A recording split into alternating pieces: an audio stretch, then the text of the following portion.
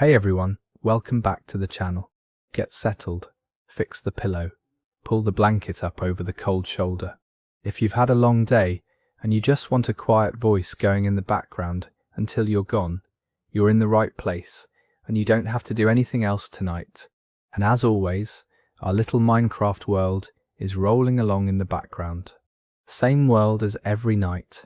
We just keep walking and building and wandering wherever the path takes us while I read. You don't need to watch anything in particular or keep track of where we are.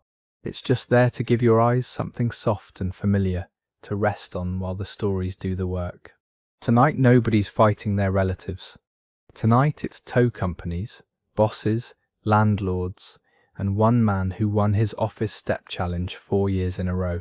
We've got a towing outfit that had to phone the police after every single car it took, and never once considered that somebody might go and read those calls.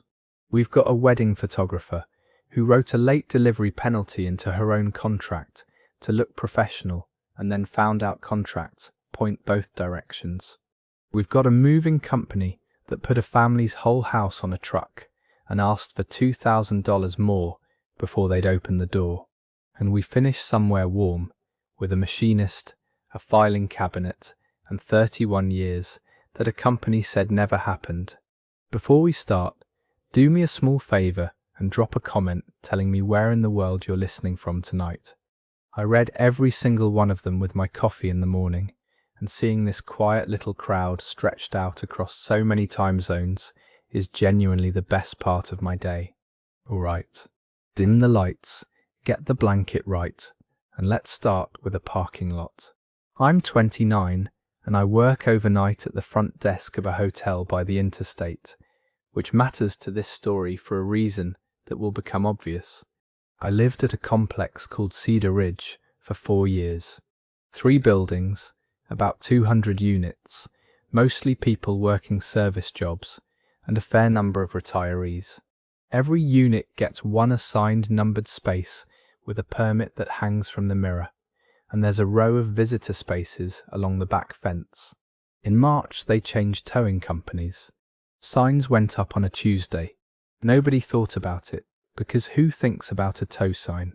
The first one I heard about was a nurse in my building named Trudy. Her sister came for the weekend, parked in a visitor space, registered it with the office the way you're supposed to, and the car was gone by Sunday morning. $340, cash only, from a lot 9 miles out on the highway that was open from 8 in the morning to 4 in the afternoon. The office told her it was between her and the tow company. The tow company told her the property authorized it and she'd have to take it up with the property. That is the entire engine of this business, and I want to name it now. 2 doors, and each one points at the other. Then it started happening in my own building. A guy on the 2nd floor, whose truck was in his own assigned space with the permit hanging, came out to nothing on a Thursday. An older couple got taken while they were visiting their daughter in another state, which means that car sat in an assigned space for 9 days and got hooked on day 9. Mine went in June. I work 11 at night until 7 in the morning. I came home at 7:40, went to sleep, and woke up at 4 in the afternoon to an empty numbered space with my permit still hanging from the mirror of a car 9 miles away. $340, cash only. And here's the part that actually broke something in me. The lot closed at 4. I found out at 4. I work nights, so getting there in an 8 to 4 window meant not sleeping at all, and I did it, and I handed a man behind bulletproof glass $340 in 20s while I was so tired I had to lean on the counter. He didn't even look up. I asked why my car was taken. He said, expired permit. My permit does not expire. There is no date printed on it anywhere. The final straw came about 3 weeks later. There's a woman in the front building named Hattie who is somewhere north of 80 and who drives about 4 miles a week to church and to a pharmacy. She had a cardiology appointment, and her daughter drove her, and they left Hattie's car in her own space, and it was gone when they got back that evening. Her daughter paid $410 because there were storage fees by then. Hattie kept apologizing. That's what she did, for days. She kept telling people in the mailroom that she was sorry, that she must have done something wrong with the sticker, and every single one of us knew she hadn't done anything at all. That's when I decided I was going to find out how this actually worked, because nobody in that complex had any idea. We all thought a tow was a thing that just happened to you, like weather. It is not weather. It is a heavily regulated transaction, and I learnt that from about 40 minutes of reading on a state website at the front desk at 2 in the morning. In this state, when a vehicle is towed without the owner's consent, the towing company is required to notify the local law enforcement agency within 1 hour, not eventually, within 1 hour. And that notification has to include the plate, the make, the location it was taken from, the time it was hooked, the location it's being stored, and the name of the person who authorized the tow. Those notifications are records, and records can be requested by any member of the public for a copying fee. I filed a request for 6 months of non-consent tow notifications from that address. It cost me $9, and it took 19 days, and it came back as a stack of paper about 1.5 inches thick. 211 tows from one apartment complex in 6 months. I spent 3 nights at the front desk building a spreadsheet, because it turns out an overnight hotel desk between 2 and 5 in the morning is one of the best offices in America. Here's what was in it. 91 of those 211 notifications were phoned in more than 4 hours after the recorded hook time, and they came in clusters, 9 at once, 14 at once, all at the end of a shift, all backdated, which tells you that nobody was authorizing anything in the moment. Somebody was driving through a lot at 2 in the morning, taking whatever looked takeable and papering it afterward. 41 of them named an authorizing agent who had not worked at that property in over a year. She'd moved to another state. I found her on a professional networking site and sent her a message, and she wrote back within a day, and she was genuinely upset because her name was on legal documents 41 times after she'd left. And my own tow was reported as having come from the visitor row along the back fence. It didn't. It came from space 142, which is mine, which is painted on the asphalt. The last piece was the sign. State law says the sign has to state the maximum charge. That sign said $225. Every single person I talked to had paid $340. I didn't go to the property manager, whose name was Merle, and who had spent 4 months saying take it up with the tow company. I went to the police department because they run the rotation list. That's the list of companies the city calls for accident and abandoned vehicle tows, and it is by far the most profitable work a tow operator gets, and you can be removed from it. I went in with the stack, the spreadsheet, and a 2-page summary on top, because I figured whoever picked it up would have about 90 seconds of patience. The sergeant who took it was polite, and I left assuming nothing would happen. Something happened. They already had complaints. What they didn't have was 211 of their own records sorted by time-stamped, with the late ones highlighted, because nobody in that building had a reason to go read paperwork they generate by the ton. The company was removed from the police rotation in October. The State Consumer Protection Division opened a file, and about a year after that it closed with a consent agreement, which is a thing companies sign when they'd rather not find out. Fines, a compliance monitor for 2 years, and ordered refunds on the 91 tows that were reported late, which came to somewhere around $29,000. Merle was not at the property by then. The management company's story is that he took another opportunity.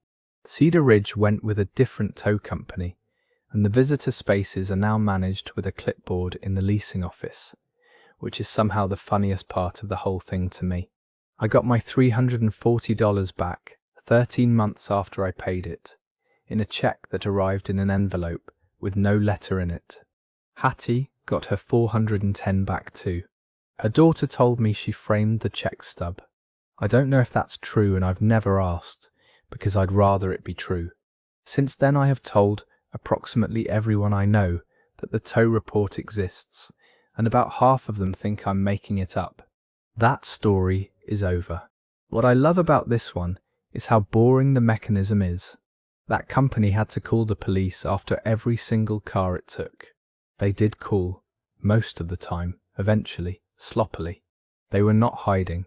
They were operating in the full light of a legal requirement they had followed lazily for years, because they had correctly worked out that a person paying $340 cash at 8 in the morning is a person with no time, no sleep, and nowhere to take it.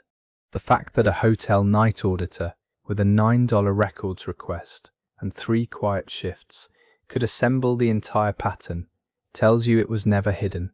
And the thing that actually moved it wasn't the money. It was Hattie standing in a mailroom apologizing to her neighbors for something she didn't do. They were required to report every tow, and they built a whole business on the safe assumption that nobody ever reads what you are required to report. This next one is about a 6-page contract that somebody wrote themselves and then never read. I'm 34 and I work in insurance claims, which means I spend all day reading documents that people signed without reading. I want you to keep that in your back pocket, because it is the only advantage I had. I got married 4 years ago in October. Not a big wedding, about 80 people, but we saved for 2 years for it, and the single biggest line item after the venue was the photographer, $2,900. Her name is Bettina. We booked her 14 months out, because that's how it works now, and she was lovely. She came to a coffee shop with an iPad and a leather binder, and she was so organized that my mother said afterward, "That woman has her life together." The contract was 6 pages. She wrote it, or more accurately, she bought a template and put her logo on it, which I know now and did not know then. It was extremely professional looking.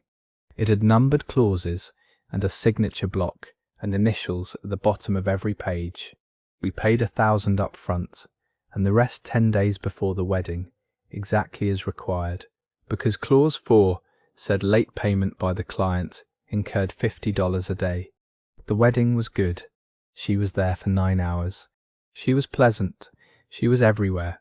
She got the shot of my father seeing me for the first time that I have wanted my entire life. Then nothing happened for 10 weeks. The contract said the edited gallery would be delivered within 90 days of the event. At about day 75, I sent a friendly email. She replied that she was in her busy season and it would be soon. At day 95, I emailed again and got nothing. At day 110, she called me and she was upbeat, and she said the gallery was finished and gorgeous and she couldn't wait for us to see it. And then she said there'd be an additional $800. I asked what for. She said the reception had run long and she'd stayed an extra hour and there was extra processing. I told her we'd paid in full and that the contract said the coverage was 9 hours and that she'd arrived at 2 and left at 11. She said, in a completely different voice, that she'd release the gallery when the balance was settled. 2 weeks after that, she posted 3 photographs from our wedding on her business account with a caption about golden hour and tagged the venue. So the photos existed. They were edited. They were good enough to advertise with. When I pointed that out, she stopped answering, and then a month later she emailed to say there'd been a hard drive failure and she was working with a recovery service and she was devastated. Then 2 weeks after that, that recovery had been partially successful, but the service had charged her $600, which she felt we should share. Looking back, that email is the one where I stopped being sad and started being methodical, because you cannot have both a hard drive failure and a golden hour post from the same week. My grandmother died in March. She was 91, and it was not a surprise, and she was ready, and I'm telling you this because she is in a lot of those photographs. She danced at that wedding. She had a whole conversation with my husband's uncle that neither of them could hear a word of, and both of them enjoyed enormously, and somebody photographed the entire thing, and at the funeral we had a phone picture that my cousin took, blurry, from across a room. That was day 162. So I did what I do for a living. I sat down with the contract and I read all 6 pages, slowly, the way I read a policy at work. Clause 4 was the client late payment penalty, $50 a day. Clause 5 was the photographer late delivery penalty, $50 a day from the 90th day, capped at the total contract price. It was right there. Same font, same numbering, one clause below the one she had quoted to us before the wedding. It was in that template because the template was written to be fair, and she had never taken it out because she had never read past the part that protected her. At day 162, she was 72 days late. $50 a day is $3,600, which capped at $2,900, which is the entire cost of the wedding photography. I wrote a demand letter, 2 pages. I quoted her own clause 5. I stated the number of days, I stated the capped amount, and I said that delivery of the complete gallery within 14 days would resolve the delivery obligation, but not the accrued penalty, and I sent it certified mail with return receipt for $8 and change. She delivered the gallery in 9 days. 640 photographs, fully edited, no hard drive failure, no recovery service, no additional $800. She did not pay the penalty. She wrote me a long email about how that clause was standard boilerplate, that she'd never intended to apply to herself, and how she was a small business, and how she felt attacked. I filed in small claims court. It cost $55. The hearing took about 12 minutes. She brought a friend and a printed statement about her busy season. The judge read clause 4, then clause 5, then asked her one question, which was whether she had prepared the contract. She said yes. He said, "Then you knew what was in it." Judgment for $2,900 plus the filing fee. She didn't pay for 6 months, so I filed for a bank levy, which costs another $40 and which almost nobody does, and that is how it actually got collected. Since then I have said the same sentence to 15 engaged people, which is, read the part of the contract that protects you, because there almost always is one, and the vendor almost certainly hasn't read it either. My grandmother is in 41 of those photographs. There's one of her laughing with her hand flat on the table that is in a frame in my hallway.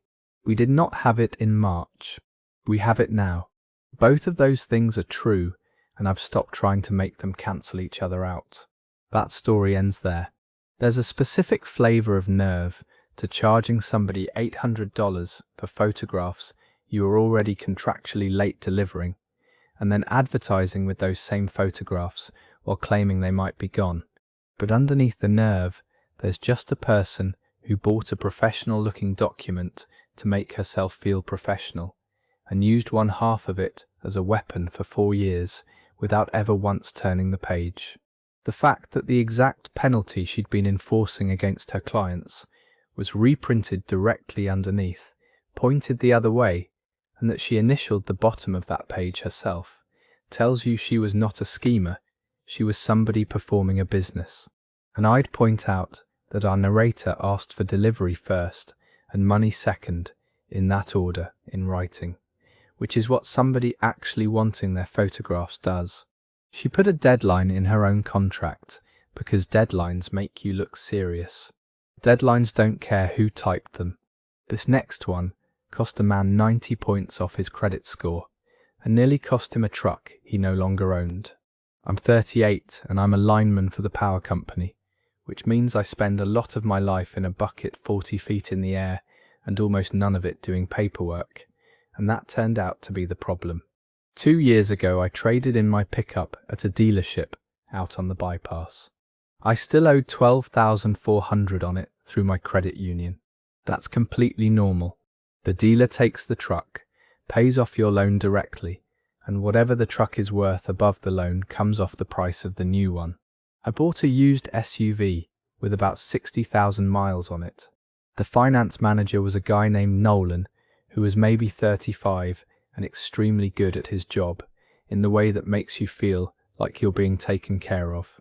The buyer's order, which is the document they have to give you, listed my trade, listed the payoff amount of $12,441 and change, and said the dealer would satisfy that lien. I signed about 19 things and shook his hand and drove home feeling great. 2 months later, I got a delinquency notice from my credit union on a truck that had been sitting on that dealer's lot and then somebody else's driveway since April. I called the dealership. I got a receptionist, then a voicemail, then a call back from Nolan 2 days later, and he was so relaxed about it.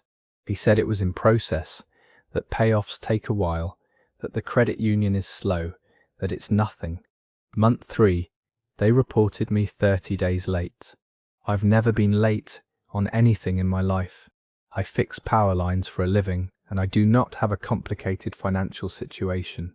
My score went from 781 to 691 in 1 month. I called 9 times over the next 6 weeks. I have the count because my phone keeps it. Each time, some version of the check went out. Twice I was told a specific date the check had been mailed. The final straw came when the credit union sent me a right to cure notice, which is the letter you get before repossession. They were going to send somebody to repossess a truck that the dealership had sold to a family in the next county 4 months earlier. I sat in my kitchen with that letter and understood that nobody in this arrangement was going to help me, and that if the truck got repossessed, it would be repossessed out of a stranger's driveway, and that stranger would be in the same hole I was in. So I stopped calling the dealership. There are 2 things I did not know before this, and I guess most of you don't either. The first is that in this state, a dealer taking a trade-in with a lien has a fixed number of days to pay it off. It's 21. It's not a guideline, it's in statute, and if they blow it, they are exposed. The second is that the dealership is licensed by a state motor vehicle dealer board, and that board takes complaints from the public, and it can fine, suspend, and revoke. A dealer will absorb almost anything from a customer. What they will not absorb is a file at the agency that lets them sell cars. I filed. The form was 4 pages, and I attached the buyer's order, the delinquency notices, the right to cure letter, and a 1-page timeline. And then here's the part that did the real damage, and it was theirs, not mine. Every time you call that dealership, the greeting says the call may be recorded for quality assurance. I had heard that greeting 9 times and never once thought about what it meant. It means the recordings exist. It means they made them, they keep them, and when a licensing board asks a dealer to substantiate what its finance manager told a customer, that dealer has to go into its own system and produce them. They produce them, because the alternative is telling the board you deleted them. On 2 separate calls, Nolan states a date the payoff check was mailed. The dealer's own accounting showed no check issued on either date. The payoff was actually made on day 109. By then, the accrued interest and late fees on my loan had added about $1,300, which the dealer paid. The board issued a consent order, $5,000 fine, a compliance requirement on trade payoffs, and it's public, which for a dealership is the part that stings. Getting my credit fixed took another 7 months, and it happened because the credit union filed the correction. Not because the dealer did anything. I had to dispute it 3 times. On the 3rd one I attached the consent order. Here's what it actually cost me, and this is the part nobody talks about. We were refinancing our mortgage that spring. With a 691 instead of a 781, the rate we qualified for was 3/4 of a point higher, and we let the refinance go rather than lock it, and rates went up and never came back. I did the math once and stopped doing it. I got $2,200 in a settlement, which does not cover that and never was going to. Nolan isn't there anymore. The dealership is still there. Same sign, same bypass, advertising during football games. That story comes to an end. What gets me about this one is that there was never a moment where anyone decided to hurt him. Somebody in an office was floating money, using payoffs as a place to keep cash for a few extra weeks, and 9 phone calls from a lineman were an acceptable cost of doing that. To that office he was a line item that occasionally rang. The fact that the words this call may be recorded were played into his ear 9 times by them as a courtesy, and that those same recordings were the thing they had to hand over to keep their license, tells you how casually that promise gets made. And his credit score coming back does not undo a mortgage rate, and he knows it, and he told the story anyway without pretending it ended even. Alright, this next one is quieter. Nobody gets towed and nobody goes to court. It's an office story, and it hinges on a rule a man made up himself to feel important. I'm 32 and I'm a data analyst at a logistics company, which is a fancy way of saying I figure out how trucks should drive.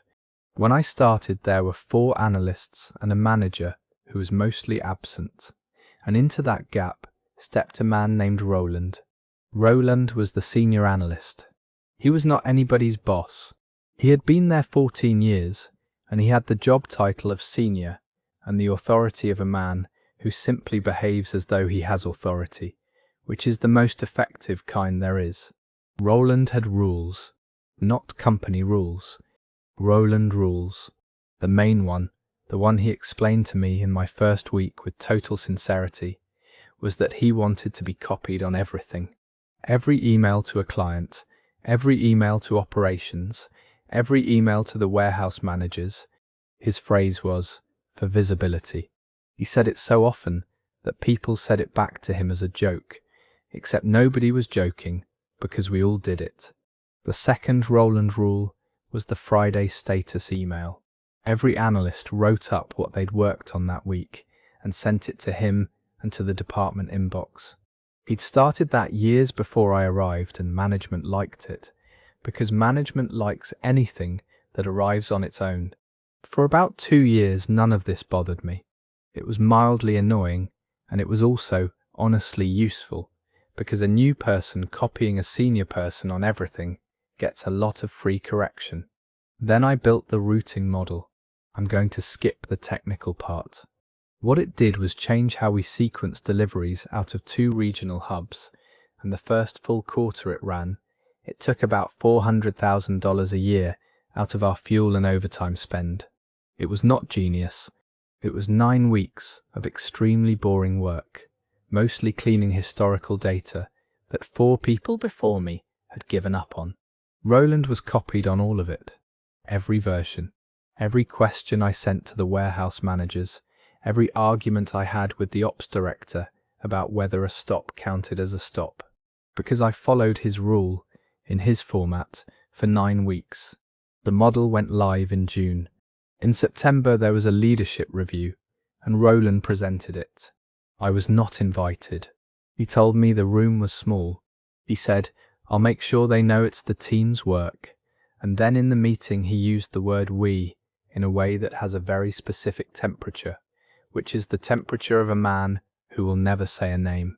He got promoted to manager in November with a $15,000 bonus.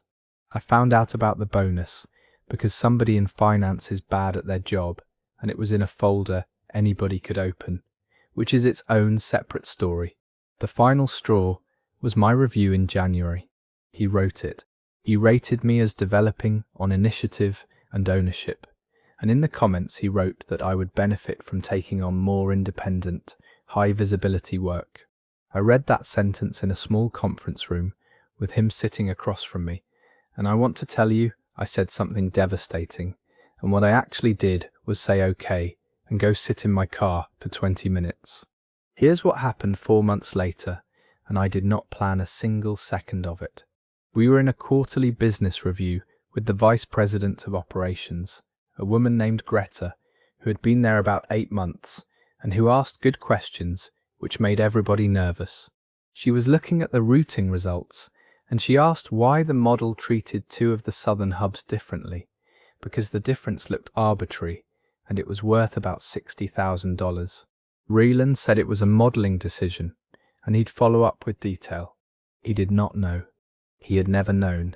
He had presented that model 3 times, and he did not know why the southern hubs were handled differently, because the answer was that one of those hubs shares a yard with a customer's own fleet and can't stage trailers overnight, which is a thing a warehouse manager named Curtis told me in an email in April 2 years earlier. That night at 10:40 he forwarded me Greta's question with one line: "Can you get me an answer by 8? And I did the smallest thing I have ever done. I answered the question completely and clearly, and instead of replying just to him, I replied to the original thread, which meant that below my answer was the entire chain from 2 years before. My question to Curtis. Curtis's answer. My follow-up. 6 more messages of me working it out, dated, time-stamped, with my name at the top of every single one. And Roland copied on all of it, because that was the rule. I did not add commentary. I did not say a word about him. I answered the question and let the thread be the thread. Greta replied at 7:15 the next morning to everyone. She said, "Thanks, this is very clear," and then she asked me directly if I had time that week. We met on a Thursday for 40 minutes. She did not ask me a single thing about Roland, and I did not say a single thing about Roland. She asked me how the model was built, and I told her. And at one point she said, "So this was yours?" And I said yes, and that was the whole of it. 6 weeks later there was a reorganization. I got the manager role over analytics. Roland was moved to a special projects position that reported to nobody in particular, which in a company that size is a bed with a note pinned to it. He stayed 14 months and then went to a competitor. My salary went from 71,000 to 86. Since then I've had 9 people report to me at various points, and I have never once asked to be copied on anything. I did keep the Friday status email though. I'm not proud of that. It's a good idea, and he was right about it, and I've made my peace with using it. That story wraps up there. The beautiful thing here is that he built the archive himself, out of insecurity, over 14 years. He needed to be copied on everything, so that nothing in that department could happen without him touching it, and he got exactly what he asked for, which was a complete, time-stamped, unbroken record of everything happening without him. He was in the room for all of it, and present in none of it. The fact that his own 2-year-old rule is what put her name at the top of 9 weeks of work in his own inbox tells you that the man was never building a case for himself.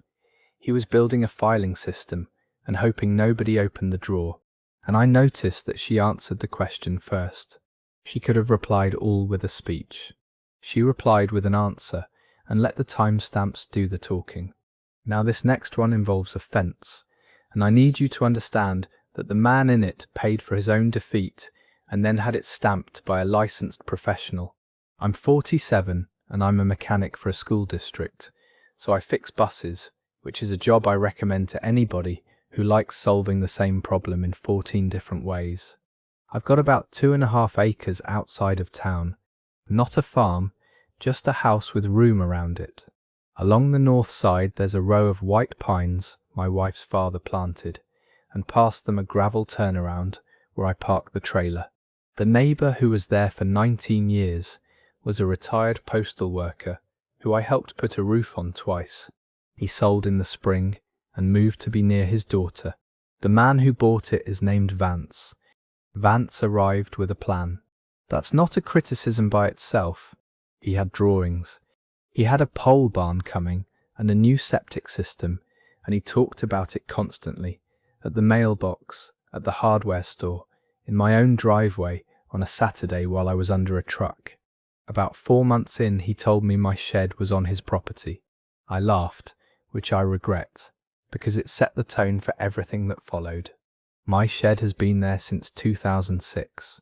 The pines have been there since 1991. The turnaround is where the previous owner and I both parked things for 2 decades. He said the pines meant nothing, and that trees are not a boundary, and he is technically correct about that, which is the most advanced sentence I can construct. Then it escalated in the specific way these things do. He put a stake with orange tape in my turnaround. I pulled it. He put in 3 more. In August he started mowing a strip about 11 feet onto my side, and he mowed it every week at an angle so it looked like a line. In October he took down 2 of the pines. Not all of them. 2. He did it on a Tuesday morning when I was at work and my wife was at work. And when I got home there were 2 stumps and a pile of brush shoved back toward my house. He said they were leaning over his side and were a hazard, and through the whole thing, at every conversation, he said the same sentence. He said, "I'm going to have it surveyed, and then we'll see." He said it like a threat. Every single time. "I'm going to have it surveyed, and then we'll see." That's when I decided to stop arguing with him at all, and I mean completely. I stopped responding at the mailbox. I stopped answering the door. My wife thought I'd given up, and we had a hard couple of weeks about it, because from the outside it looks exactly like giving up. In March he did it. He hired a licensed land surveyor, a real one, out of the county seat, and they were out there for most of 2 days with the equipment, and he stood next to them with his arms crossed like a foreman. They set iron pins. They drew a plat.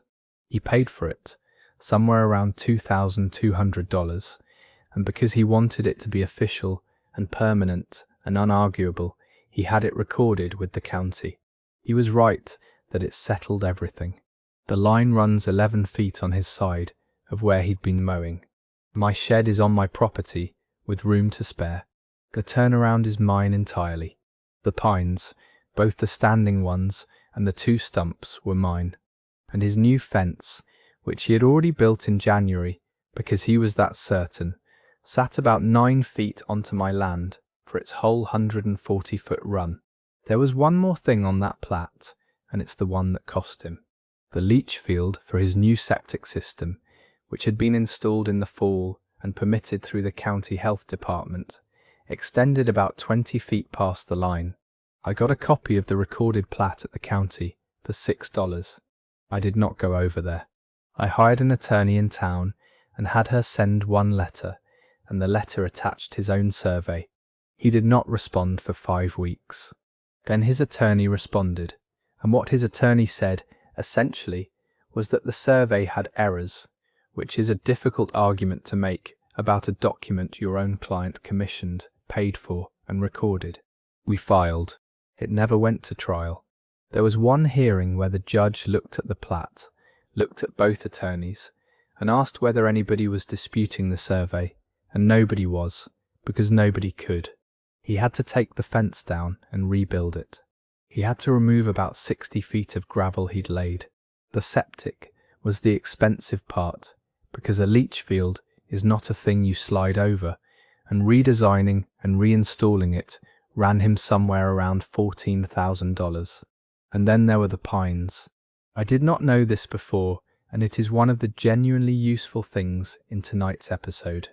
In this state, cutting down somebody else's trees without permission is not just the value of the firewood.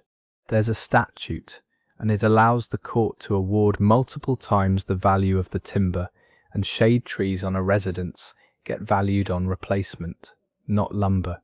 2 white pines, mature, came to $8,400. I paid my own attorney $4,100, and I did not get that back, because that's not how it works here, and I want to be honest that the whole thing was not a windfall. It was a year of my life, and a lot of evenings where my wife and I did not talk about anything else. He sold in the fall of the following year. The people there now are a young couple with a toddler, and they brought over a pie, and my wife and I have discussed telling them the story, and we've decided not to. Since then there are 2 new pines where the stumps were. They're about 7 feet tall. They'll be worth looking at somewhere around the time I'm 80. That story is over. 2 years of orange stakes and mowing at an angle and every bit of it collapsed the moment he did the responsible thing. And notice he wasn't lying. He genuinely believed it. He was completely certain. And certainty is what made him spend $2,200 to have his belief measured by a professional and then file the result at the courthouse where anybody can get a copy for $6. He built the fence in January, before the survey he himself had been promising since the previous summer, and that tells you he never wanted to know. He wanted to be confirmed. And I keep coming back to our narrator going quiet for 5 months, while his wife thought he'd surrendered. He hadn't. He was waiting for a man to pay for the map himself. This next one happened in a driveway over about 2 hours, and it turns on a booklet that the people holding her furniture hostage had handed her themselves. I'm 41 and I teach 8th grade science. 3 years ago, I took a job in another state, 1,100 miles away, which is a thing I'd never done and will never do again. I booked a move in April. 2-bedroom house, nothing exotic, a lot of books. The company did a video survey where I walked around with my phone showing them every room and every closet, and they came back with a written estimate of $4,150. They were friendly. The salesman called me twice just to check in, which I now understand is not friendliness, it's the sales process. Loading day. The truck that showed up had a different name on the side than the company I had booked with. I asked about it, and the foreman, a guy named Orson, said they're all under the same umbrella. That's the first thing I should have stopped everything over, and I didn't, because there were 3 men already carrying my couch down the porch steps. They loaded for about 5 hours. Around 4 in the afternoon, Orson came to me in the kitchen with a clipboard and a revised number, $7,320. He said I had substantially more cubic feet than the survey showed. He said it happens all the time. He said people forget garages. I did not have a garage. He needed a payment right then to release the truck, and I paid $2,500 on a card. And I want you to understand the shape of that moment, because everything I own was already on that truck, and it was 4 in the afternoon, and I had a hotel booked 1,100 miles away, and a classroom to be standing in on August 14th. Delivery was supposed to be within 7 to 14 days. It was 26. When the truck finally came, they parked across the end of my new street, and Orson, who had driven it himself, came to my door and said the balance was $4,820, cash or certified funds only, before anything came off the truck. He said if it wasn't paid within an hour, the shipment would go to storage at $150 a day. I want to tell you what was in that truck, besides furniture. My father's tools, my daughter's entire school career in 3 boxes, my grandmother's sewing machine, which weighs about as much as a car engine, and which I had personally wrapped in 4 moving blankets. I sat down on my own front step, and I got the folder out. And this is what they had done to themselves, and they had done it because the federal government makes them. An interstate move is regulated, and every household goods carrier is required to give the customer a booklet called Your Rights and Responsibilities When You Move, and they have to hand it over at the time of the estimate. They gave it to me. It was stapled to my paperwork in April by the friendly salesman. I had put the whole folder in my carry-on, and I had read that booklet on the plane out to my job interview in June, because I was nervous about the flight, and it was the only thing in my bag I hadn't already read. 2 things from it. First, on a non-binding estimate, the carrier can only require you to pay 110% of the estimate at the time of delivery. Anything above that gets billed to you afterward, and they have to deliver first and argue later. It's not a negotiation, it's the rule they operate under. Second, on an interstate move, the charges have to be based on actual weight on a certified scale, and you have the right to see the weight tickets. Cubic feet is not a thing on an interstate move. Cubic feet is what you say when you have not weighed anything. So I asked Orson for the weight tickets. He said they were at the office, I asked which certified scale the truck had crossed. He said he'd have to check. Then I told him what I was going to do, and I said it in a completely flat voice because I was too tired to be dramatic. I said I would pay 110% of the written estimate, $4,565 by cashier's check today, right now, and that they could invoice me for the rest and we could sort it out through the proper process, and that this was not my opinion, it was the rule in the book they gave me in my own kitchen in April. He said that's not how they do it. I said okay, and I called the state police non-emergency line, and then while I was waiting I called the federal complaint hotline, which is a real phone number that a real person answers, and I stood in my driveway and gave a complaint number out loud where he could hear me. The state trooper who came could not make them unload. That's a civil matter, and he said so plainly, and he was right. But he stayed for about 40 minutes, parked with his lights off, writing in a notebook, and I have thought many times about how much that was worth. They unloaded at about 7:15 that evening. I paid the $4,565, and Orson wrote "refused to pay" balance across the bottom of the delivery paperwork in front of me, which I let him do because I wanted it in his handwriting. About a third of my boxes had been opened and retaped. Some had clearly been repacked by somebody in a hurry. My father's tool chest never came off that truck. Not the tools, the chest, a green metal one with his initials on a strip of tape on the lid. It was on the inventory sheet, signed at origin, item 147. And here's where the thing that protected me stopped protecting me. On an interstate move, unless you buy full value protection, the default liability is 60 cents per pound per article. That's in the same booklet. I read it on that plane, and I remember thinking it sounded low, and then I did not buy the coverage because it cost $400 and I was moving 1,100 miles on a teacher's salary. The tool chest weighed about 68 pounds. They paid me $41.08. The rest of it went the way these things go, which is slowly. The complaint went into a federal database that already had a considerable number of complaints about that operation. There was an enforcement action about a year and a half later. The broker I originally booked with had its license revoked. I got $800 back in a settlement. I did not get the $4,500 back, and I was never going to.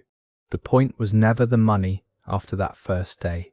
The point was that they did not get to charge me $7,300 for a 2-bedroom house because I was standing in a driveway with nowhere to sleep.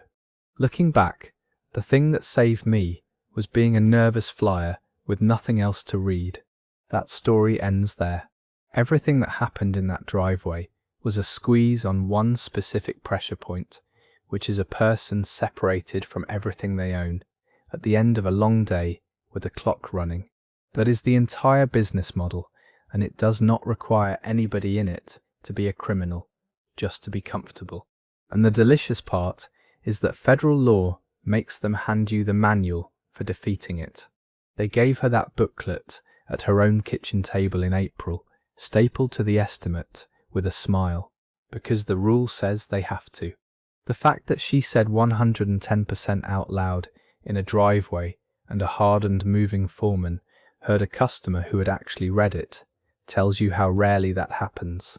They handed her the rule book themselves and assumed, correctly 999 times out of 1,000, that nobody ever opens it. Alright, this next one is a bathroom remodel, and I know that sounds like nothing, and it nearly cost these people their house. I'm 52 and I supervise maintenance at a hospital. My wife Marlene is a school nurse.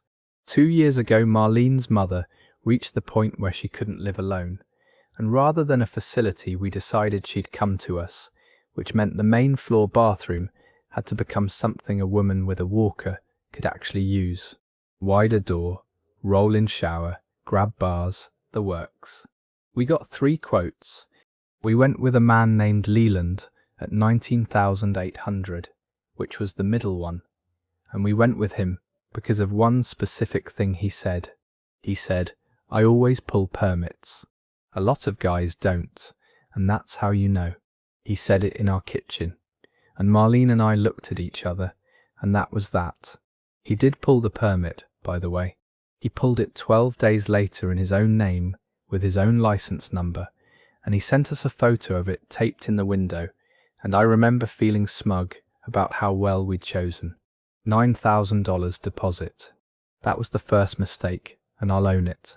9,000 is far too much for a deposit, and there are states where it's illegal, and I knew that vaguely, and I paid it anyway because he seemed like a guy you could trust. Demo took 2 days. They gutted that bathroom down to studs and subfloor and hauled it out, and I made a joke about how fast it was going. Then nothing happened for 3 weeks. He had good reasons. He always had good reasons, and he always answered the phone in the beginning. A crew got pulled to a job with a hard deadline. Somebody's kid was sick. The tile was back-ordered. In week 4 he came by and said the material costs had gone up since the quote, and he needed another $4,000 to lock in the order. We paid 2. Marlene wanted to pay 0, and I overruled her, and that is the second thing I own. He showed up twice more, once to measure something, once to sit in his truck in our driveway for 20 minutes on the phone, and then leave. Then the phone stopped being answered. We had a mother-in-law arriving in 6 weeks, a hole in our main floor with a plastic sheet stapled over the doorway, and $11,000 gone. My breaking point was on a Saturday in June, when Marlene and I were driving to her sister's, and we passed a job on the north side, a big deck build, and his truck was parked in front of it with his ladder rack and his magnetic sign. I did not stop. I have thought about that a lot, and I still think not stopping was right, but I did not feel right at the time. That's when I started reading instead of calling. 3 things came out of that, and every one of them was something he had built. First, the permit. Building permits are public. Ours was pulled on a specific date under his license number, and the record showed something I did not expect, which is that after the permit was issued, no inspection had ever been scheduled. Not the rough-in, not anything. That's a documented fact about the job, with dates sitting in a county system free to look at. Second, that license number. A license contractor here has to carry a surety bond, and there's a complaint process at the state licensing board, and the board can act. Not fast, but it can act. And a contractor's license is the whole of his livelihood. Third, and this is the one that nearly ruined us, and then saved us. In August, we got a certified letter from a plumbing supply house about a mechanic's lien on our home for $4,600 for materials supplied to our address on our job. A mechanic's lien means the supplier can attach your house because the contractor didn't pay them, and it is the most frightening piece of paper I have ever received, because we had paid Leland in full for materials we were now being told we owed for. Except the lien paperwork has to itemize, and that itemization listed a roll in shower pan, a specific model of pressure balancing valve, and about 40 other items delivered on a date in May. None of it was ever delivered to my house. My house had studs and a plastic sheet. I have photographs of that plastic sheet from every week that summer, because Marlene took one every Sunday, and I could not have told you why she was doing it. I called the supply house and asked very politely where those materials had been delivered. The woman on the phone looked it up and read me an address on the north side. The deck job. He had charged materials to our permitted job and had them dropped at somebody else's house. I sent that to the licensing board with the permit record, the inspection history, the contract with its payment schedule and its completion date, and Marlene's Sunday photographs, which turned out to be the single most useful thing in the packet, because they were dated, and there were 19 of them. His license was suspended in October and revoked the following spring.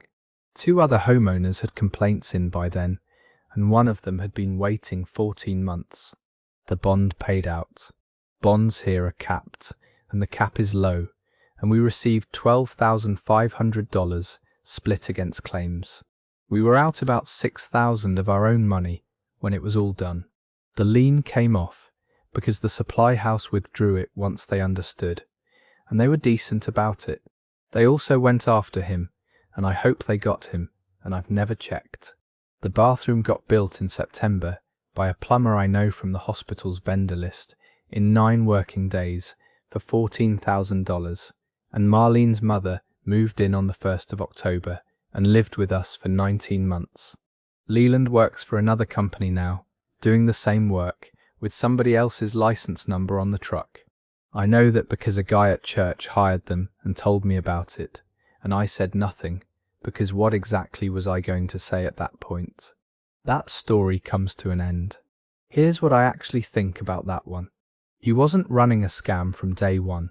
He was drowning, and he was covering the last job with the next job's deposit, and the deck on the north side needed materials, and there was a permitted job with a supply account already open, and at some point a drowning man stops distinguishing between accounts. His single best sales line, the thing that made these two people choose him, was "I always pull permits," and the permit is precisely what tied his license number to a job with no inspections and a supply delivery to the wrong address. That is the whole story in one sentence. He wasn't wrong that pulling permits is how you know, and I'll say this for our narrator, because he said it about himself twice without being asked. He overruled his wife on the extra $2,000, and he handed over a $9,000 deposit he already suspected was too big, and neither of those is why this happened. But he isn't pretending he did everything right either. Okay, let's do a small one. Nobody loses any money in this next story, and the stakes are a plaque. I'm 26, and I work in accounts payable at a company that makes industrial fasteners, which is exactly as thrilling as it sounds, and which I actually like. Every spring there's a wellness challenge. 6 weeks, teams of 8, most steps per person. The prizes are better than they should be, which is why anybody cares. An extra floating vacation day, a $500 gift card, and a plaque in the front hallway with your name engraved on a little brass plate under all the previous winners. There are 4 brass plates under it. All 4 say Winston. Winston is a director in operations.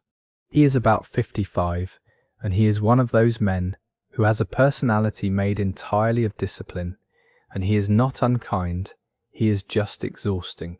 He talks about cold showers. He has told me about his mattress. His winning numbers are, and I am not exaggerating, around 42,000 steps a day, sustained, for 6 weeks. For reference, a person who walks a great deal in a day, a nurse on a 12, a warehouse picker, lands somewhere around 18,000. 42,000 steps is about 19 miles every day for 42 days by a director who spends most of his working life in a chair in a glass office I can see from my desk. His explanation, which he gives at the awards lunch every year in a short speech, is that he gets up at 4 and does 2 hours before work, and that he takes walking meetings, and that the rest of us simply don't want it badly enough. Everybody has a theory. The ceiling fan theory is the most popular. There's a dryer theory. My favourite is the one where he zip ties it to his dog, which is a lovely image and also would not produce a smooth number. Here's what changed. 2 years ago they switched platforms. The new one had a public leaderboard, which everyone liked, and it had something the old one didn't, which is that if you're on the same team as somebody, you can click their name and see their day broken into hours. Winston pushed hard for teams to be visible. He said it in the kick-off meeting. He said accountability is what makes it work, and that if people can see each other's numbers, they'll show up for each other. He got what he asked for, and then the random team assignment put me on his team. I clicked his name in week 2 out of pure boredom while a report was running. 2 in the morning to 4 in the morning. 11,200 steps. Every night. Not roughly. The hourly bars were identical. 5,600, then 5,600.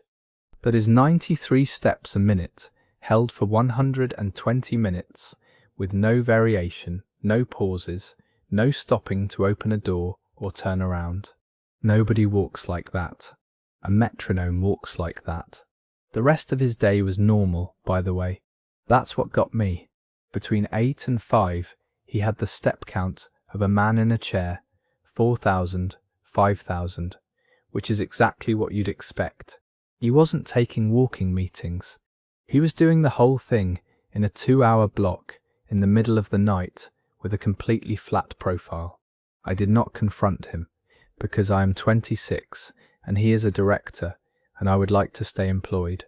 What I did do is screenshot the hourly chart and set it as my desktop wallpaper for about a week, which was petty and I enjoyed it enormously, and 3 separate people asked what they were looking at. Then in week 4 I mentioned it to the HR coordinator who runs the whole thing, a woman named Sadie, and I did it carefully, the way you'd mention a smell. I said, "Hey, does the platform flag anything weird because there's an hourly thing on my team that looks odd?" She said, "Huh." 2 days later she asked me to forward her the screenshot. Here's the part I found out afterward. That platform has an integrity report built into the administrator side. The vendor runs it because their whole business is corporate wellness contracts, and a rigged leaderboard is an existential problem for them. It looks for exactly this: sustained, perfectly regular cadence, activity in implausible windows, no variation in stride. Sadie did not have to build a case. She had to click a tab. He was quietly removed from the standings in week 5. There was no announcement, no meeting, no drama. His name simply was not on the leaderboard anymore. The $500 and the vacation day went to a woman in shipping named Roberta, who walks about 16,000 a day because she walks about 16,000 a day, and who cried at the lunch, which made everybody feel terrible about the 4 previous years. Winston's account of it, which he has given several times in the break room, is that the new app was buggy and it kept losing his data, and he'd finally had enough of it. He did not enter the following year. He has not entered since. The challenge is different now. You hit a modest daily goal, 2,500 steps, and every day you hit it is 1 entry into a raffle. Sadie changed it, and she has never said why, and I have never asked her. That story wraps up there. I don't think Winston was cheating for a $500 gift card. I think somewhere around year 2, the plaque in the hallway became the thing that proved he was who he said he was, and after that the walking was beside the point. But the man argued in a kick-off meeting for making everyone's numbers visible to their teammates, which is the single thing that ended him, and he argued for it sincerely because he could not imagine being the one who got looked at. Alright, this next one is about a landlord who needed the same apartment to be immaculate and destroyed in the same week.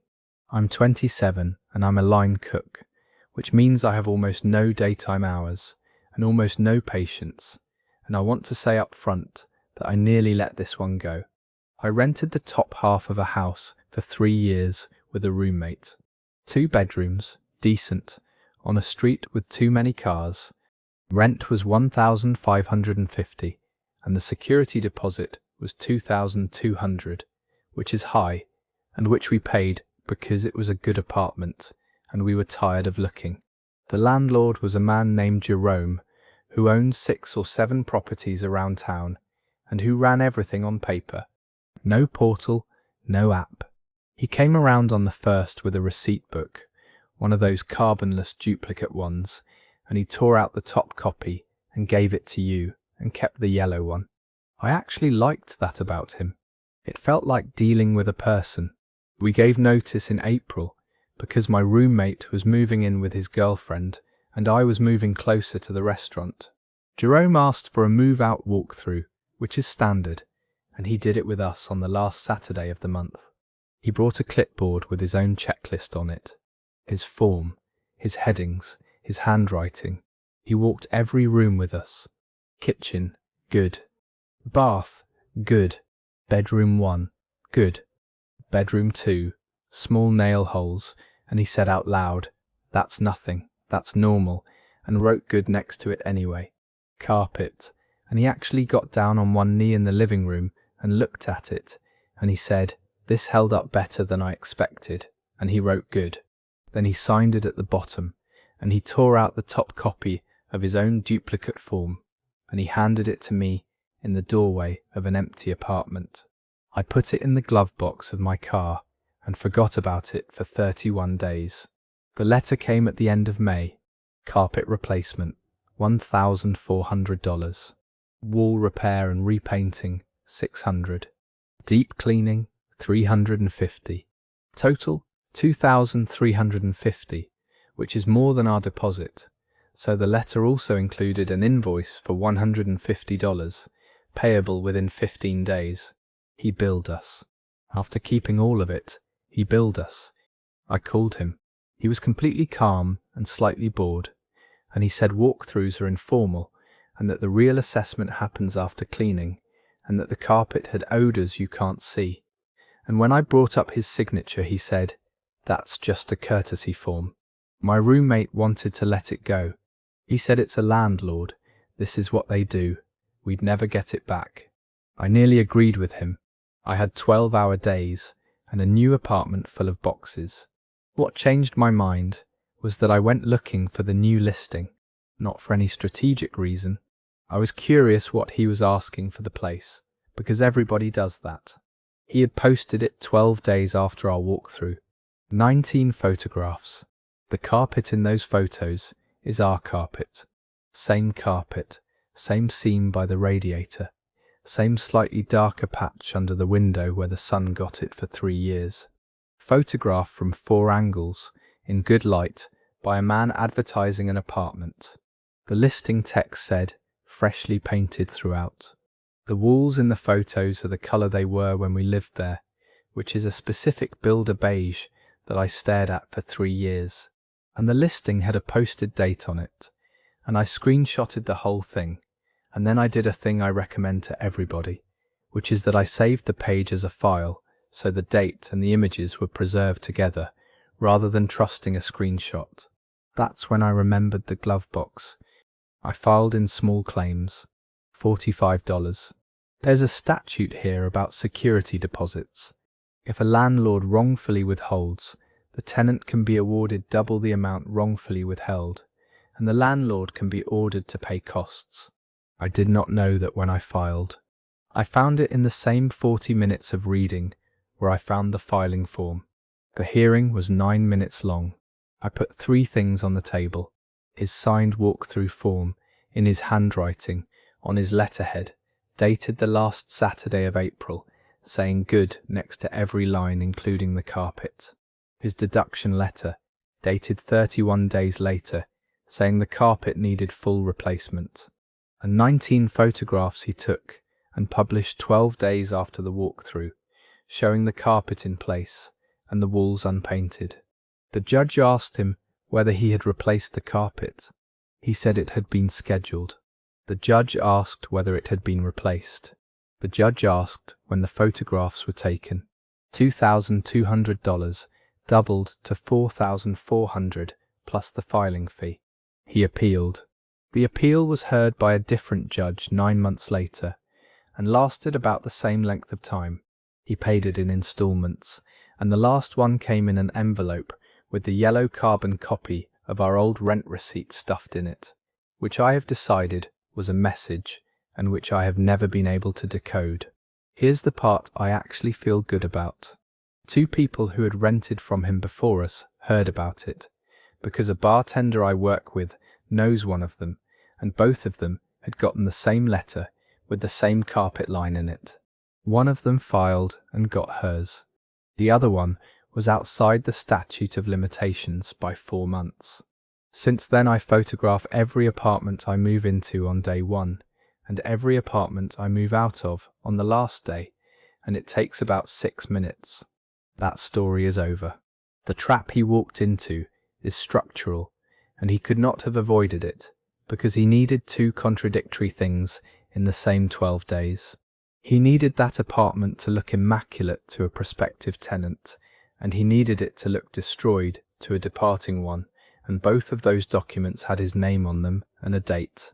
The fact that he handed over the top copy of his own duplicate form in an empty doorway as a courtesy, because he's an old-fashioned guy who does business on paper, tells you he had done this so many times that the paperwork had stopped meaning anything to him.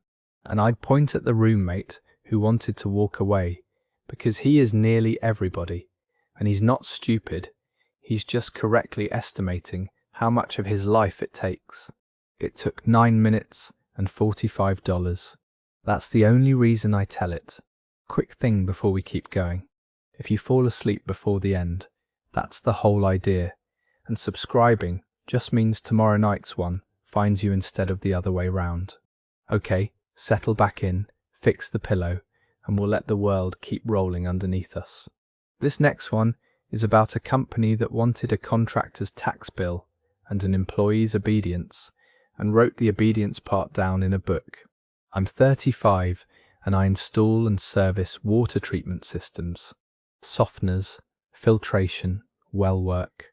It's good work and I'm good at it, and I've been doing it since I was 24. 4 years ago I went to work for a regional outfit run by a man named Dwight.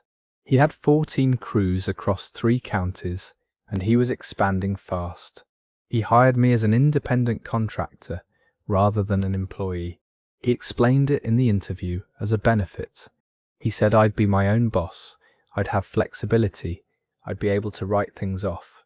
He said it with real enthusiasm, and I believed him because I did not know any better, and because the pay rate sounded higher than it was.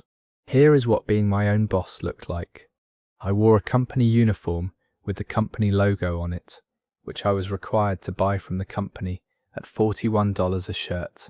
I drove a company van with the company's name and license number on the side, and I was not permitted to use it for anything else, and there was a rule about the van being parked at my house facing the street, so the sign was visible from the road. My jobs came to me through the company's scheduling app. I did not choose them. I could not decline them. If I declined one, I got a message about reliability. I was required to clock in on that app by 7:40 and to be on my first job by 8:15. There was a mandatory meeting every Monday morning at 7, unpaid. I signed a non-compete that said I could not do water treatment work for anybody else within 75 miles for 2 years. I was given a handbook. It is called the Employee Handbook. That is the title on the cover. It has a dress code, a section on personal phone use, an attendance policy, and a 3-step disciplinary process. I got a written warning once for arriving at a job 40 minutes late during an ice storm. It was on a form with boxes to check, and one of the boxes was verbal warning previously issued, and Dwight signed it, and I signed it, and I got a copy. That is not a thing you can issue to an independent business. You cannot discipline a vendor. If your plumber shows up late, you don't put him on a performance improvement plan. You call a different plumber. I worked between 52 and 58 hours most weeks, and there was no overtime because contractors don't get overtime. I paid both halves of my payroll taxes, which is about 7.5% more than an employee pays, out of a rate that had been sold to me as generous. I put 40,000 miles a year on my own truck on days the van was in the shop and got nothing for it. And there was no workers' compensation coverage on me, which I did not think about at all until the second week of March. I came off a ladder in a crawl space access and broke my wrist in 2 places, distal radius, and the other one whose name I can never remember. Surgery, a plate, 10 weeks out of work, $6,200 in bills after my own marketplace insurance, and 10 weeks with no income and no wage replacement, because wage replacement is a workers' comp thing, and I did not have workers' comp because I was a business. The final straw came when I called Dwight from the parking lot of the orthopedic office to ask what the process was, and he was sympathetic for about 90 seconds, and then he said, "Well, that's what your own coverage is for. You're a contractor." He was not being cruel. He genuinely believed it. That's the thing I want to get across. He had built a company on a legal theory, and he had said it out loud so many times that it had become true in his head. I sat in that parking lot in a splint, and I typed a question into my phone with one hand, and what I found in about 20 minutes was that whether you are an employee or a contractor is not decided by what your contract says. It is not decided by what you were called, or what tax form you got, or what you signed. It is decided by control. Who sets the hours? Who supplies the tools and the vehicle? Who decides which jobs you take? Whether you can work for anybody else? Whether you can be disciplined? Every one of those questions had an answer sitting in my house in a folder. There is a process where you ask the government to make that determination formally. You fill out a form, you describe the working relationship, you attach what you've got, and they decide. It is free. It takes a long time, and by long I mean the better part of a year, and I filed it partly out of spite, and partly because I had 10 weeks on the couch, and nothing else to do. I attached the handbook, cover page included, with the word employee on it, the dress code, the attendance policy, the written warning with his signature on it, screenshots of the scheduling app assigning me jobs and requiring clock-in, the non-compete, the van policy, photographs of the van with the company name on the side, the uniform invoice for shirts I bought from my own supposed client. I did not have to argue anything. I just had to put his own paperwork in an envelope in the order he made it. The determination came back the following February. I was an employee, had been the whole time. Once that determination exists, everything else follows, and it follows onto the company, not onto you.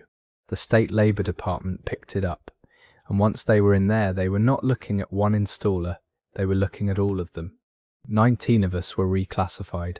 For me, it was about $26,000 in unpaid overtime and unreimbursed expenses across 3 years, and the employer's share of the payroll taxes I'd been paying myself. The workers' comp side got reopened, but took another 14 months and paid the $6,200 and about 9 weeks of wage replacement. The company's total exposure, with penalties and the tax piece, was somewhere north of $300,000. I only know that because it came up in a conversation with a lawyer, and I've never seen a document. Dwight restructured. Everybody's an employee now, on payroll, with comp coverage, and also with a time clock and less flexibility.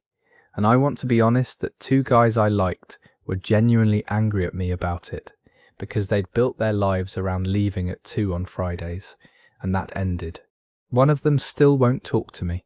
The other one came around after his kid got sick, and he found out what having actual insurance through a job feels like. Since then I've had my own license, and I work for myself, actually for myself, which means I turn down jobs and nobody sends me a message about reliability. That story ends there. I don't think Dwight woke up wanting to steal 10 weeks of income from a woman with a broken wrist. He built a company on a structure somebody told him was fine, and the structure saved him a fortune, and every year it saved him more, and the further in he got, the more he needed it to be true. But you cannot run a crew of 19 people without controlling them, and control has to be written down, or nobody follows it. The fact that the single most damaging document in that entire file was a handbook with the word employee printed on the cover, which he had ordered, paid for, and handed out himself, tells you that the lie was never in his paperwork. It was only in his tax filings. He needed her to behave like an employee every day and be a business one day a year. And the handbook was the confession. This next one takes place in a bar with a capacity of 200, and the number in question is how many people were actually in it. I'm 30, and I work at a bike shop during the day, and I book shows for a band at night. Not my band. I play badly, and everyone knows it. I handle the money and the calendar because somebody has to, and I'm the only one who answers emails. There's a room in our city that everybody wants to play. 200 capacity, good sound, been there 20 years, owned by a woman named Della, who bought the building in the 90s, and who is now in her 70s, and comes in maybe twice a week. The manager who actually runs it is a guy named Lyle. The deal at that room is standard for the format.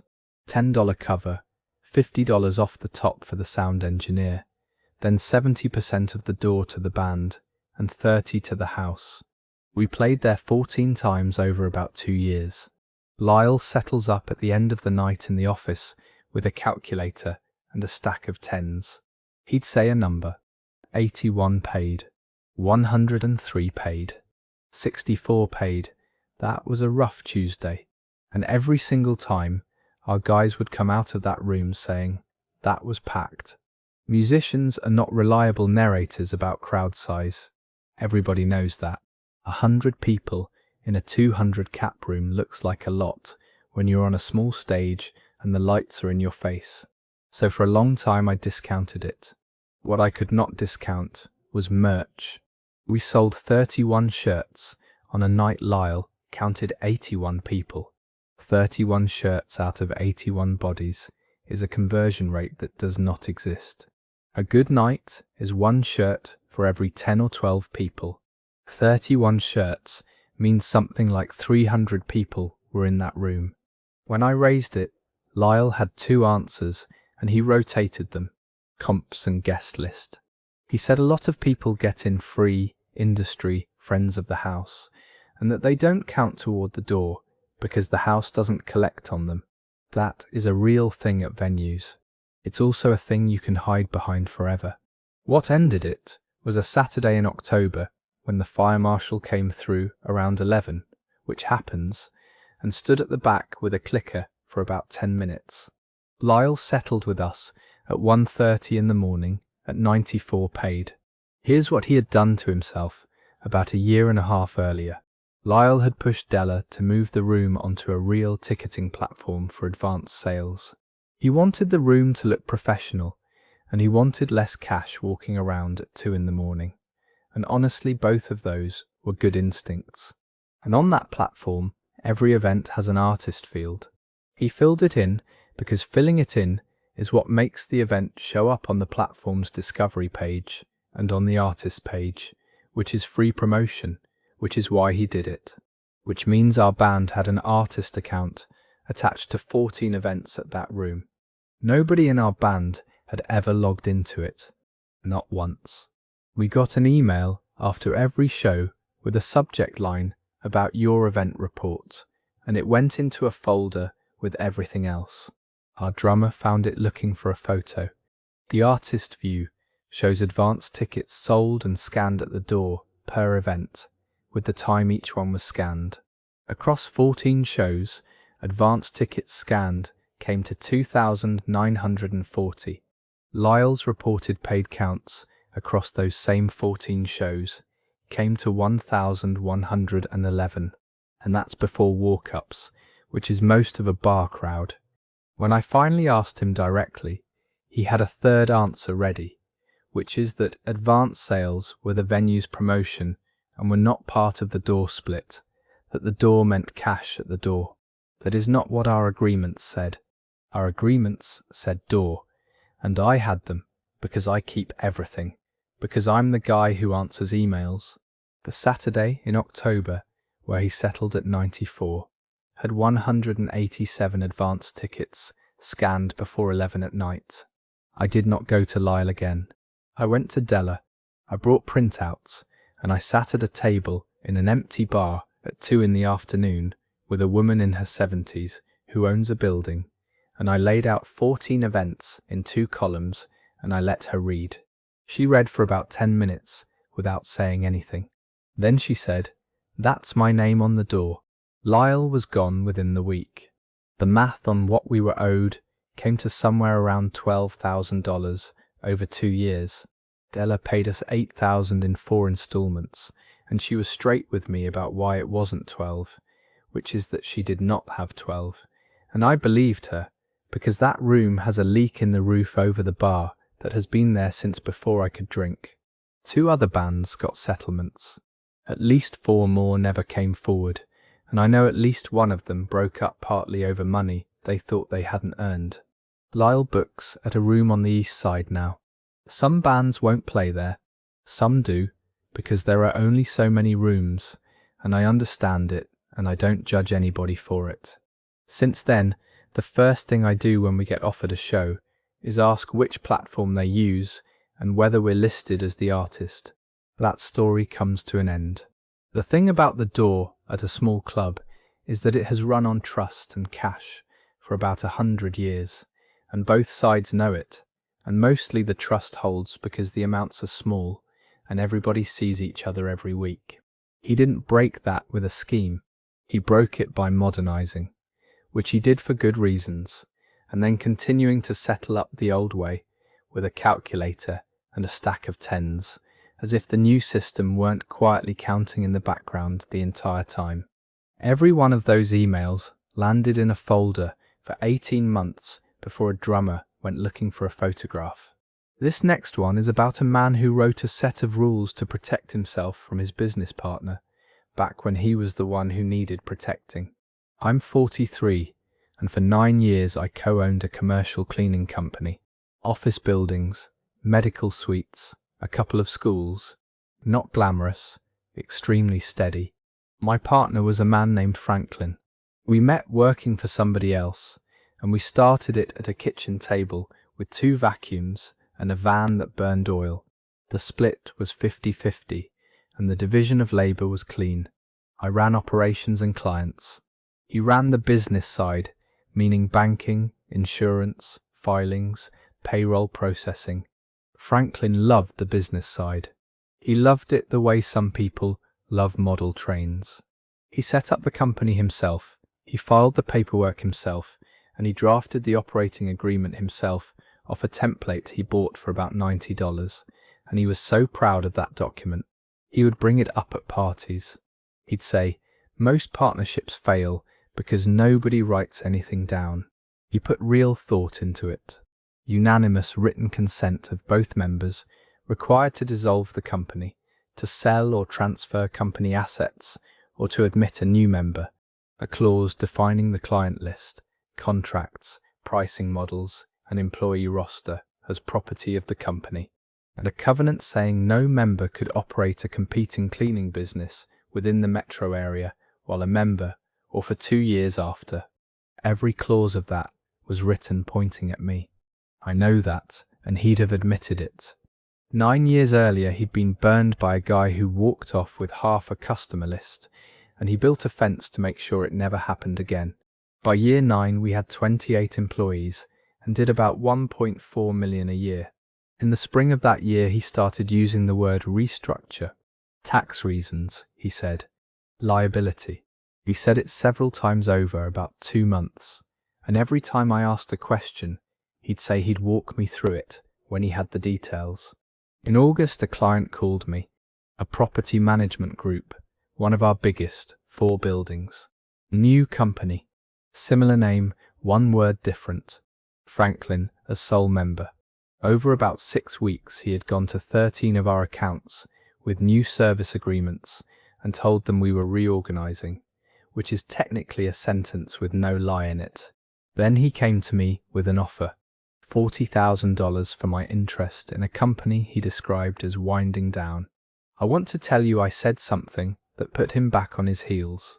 What I actually said was, "I need to think," and then I went home and sat in my car in my own garage with the door down for a while. That's when I got out the binder, because I had a copy.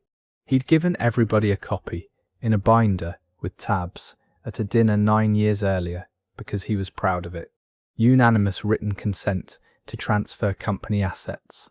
He had transferred 13 contracts. Mine was not among the consents, because there were no consents. Client list defined as company property. He had used it as the entire foundation of a new business, and the non-compete, the clause he wrote to keep me from doing exactly this. It does not say the other member. It says no member, because that is how you write a clause that will hold up, and Franklin knew enough to write it correctly. Then I spent $6 at the Secretary of State's office. Every year he had filed the annual report, on time, early actually, because he was that guy. 9 years of filings, each one listing 2 members and 2 managers, with my full legal name and my address, signed by him under penalty of perjury. There was no version of the story where I was an employee, or a contractor, or a person who'd been bought out years ago. He had personally certified my ownership to the state 9 times. My lawyer sent 1 letter. His lawyer's first response tried the argument that the new entity was a separate business with its own contracts, which lasted until she attached the annual reports and the clause defining the client list. We never went to trial. Those cases almost never do. It settled at $410,000, paid over 3 years, secured against the new company's receivables, so it wasn't just a promise. It cost me 19 months and about $60,000 in legal fees, and I want that in the story, because people hear the settlement number and don't hear the rest. The part that cost more than money is that he got to the clients first. He had 6 weeks of talking to people I had built relationships with for 9 years, and whatever he said in those meetings, I have never been able to fully undo. 2 of them still won't return a call. I run a smaller company now. 6 crew leads came with me, all of them people I'd hired, none of them recruited, all of them people who called me. We do about half what we did, and I sleep better than I have in a decade. Franklin's company is still going. We bid against each other twice a year, and we have not spoken since a deposition. That story wraps up there. The elegance of this one is almost painful. Every single clause that ended him was one he chose, drafted, and was proud of, and every one of them was written with her face in mind, back when he was the vulnerable one, and she was the one with the client relationships. He built a fence 9 years early, and then walked into it in the dark. The fact that he kept filing those annual reports faithfully, early, every single year, right through the spring where he was planning all this, tells you he never thought of the paperwork as evidence. He thought of it as housekeeping. He wrote the rules for the wrong version of himself. This next one is about 9 documents that were signed in 51 seconds. I'm 58 and I cut hair. I've had the same 2-chair shop for 26 years, and my wife Nell has told me for most of that time that I am too agreeable with salesmen, and she has been right on every single occasion, including this one. 3 summers ago, a young man named Tobias knocked on our door about solar. He was good and better than people imagine, because everybody pictures these guys as obvious. He was polite. He sat at our kitchen table. He had a tablet, and he had a printout of our own electric usage for the last 2 years, which he'd gotten from the utility's public data. The pitch was simple. Our bill would go to almost nothing. The monthly payment for the system would be less than what we were currently paying the power company. He said, "You're going to pay somebody for electricity either way. The only question is who." Nell said no twice. I signed on the 3rd. I need to say that clearly because it's mine. She said no, twice, out loud, in front of me, and I signed anyway because I liked him and because I'd already half decided and I wanted the conversation to be over. Here's what I actually signed, which I learnt about a year later. Not a purchase. A 25-year lease with an annual escalator, meaning the payment goes up a little every year, forever, for 25 years. In year 1, the payment was $140 a month. In year 25, it would be about $260. The system was installed in October. 19 panels. By the following summer, our electric bill had not gone to nothing.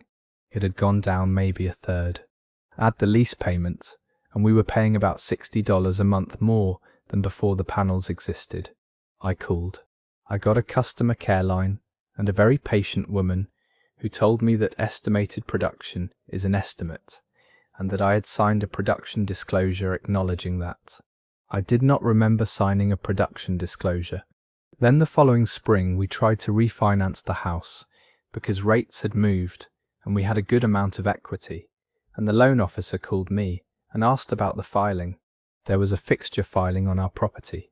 That's a document the leasing company records that attaches to the house, so if we sold, a buyer would have to assume the lease or the company would have to release it, and either way it is now a thing sitting on our title. The refinance did not happen. I sat down that week and did the only smart thing I have done in this entire story, which is that I wrote and asked for my complete signed document package, including the signature audit certificate. I did not know what that was. I found the phrase online and I used it because it sounded specific. Here is what an electronic signature is. It is not a picture of your name. It is an event logged with a timestamp to the second, an identifier for the device, and an internet address, and every one of those events is bound into a certificate that gets attached to the completed package. The company has to keep it, because the certificate is the entire legal basis for the signature meaning anything. Without it, an electronic signature is just a font. They sent it. It took 2 requests and about 6 weeks, but they sent it, because refusing to produce it is worse for them than producing it. 9 documents, signed in 51 seconds. Now that alone is just a man tapping a tablet somebody hands him, which is exactly what happened for the first 6. But documents 7, 8, and 9 have a different timestamp. They are 11 minutes after the first 6, and the first 6 were signed at 4:18 in the afternoon at our house. At 4:29 that afternoon I was not at our house. I know exactly where I was because I was at the shop, and my shop's card reader has a transaction at 4:31 and another at 4:52, and I do not have anybody working for me. It's me and 1 chair rented to a woman who does colour on Thursdays, and it was a Tuesday. Documents 7, 8 and 9 were the escalator disclosure, the production estimate acknowledgement, and a waiver of a 3-day cancellation right. All 3 signed from the same device on the same internet connection, which the certificate identifies, and which was a mobile hotspot, not our home network. Tobias sat in his car outside our house and finished the paperwork. I took all of it to the State Attorney General's Consumer Division, which turned out to be like walking into a bakery and asking if they had bread. They had a file on that company that predated me by a long time. Our contract was rescinded. The fixture filing was released. The panels were removed at the company's cost the following spring, and they left the roof in decent shape. And I've never gotten $1 of the money I paid over 3 years, which came to about $5,000. Tobias was not with them by then. The company itself reorganized under a different name about a year later, which is what these outfits do. I know 2 other people on our street who have those leases and are stuck with them, and their audit certificates are probably completely clean, because most of them are, because most of the time the salesman doesn't need to do anything in the car. The 51 seconds is not what got me my money back.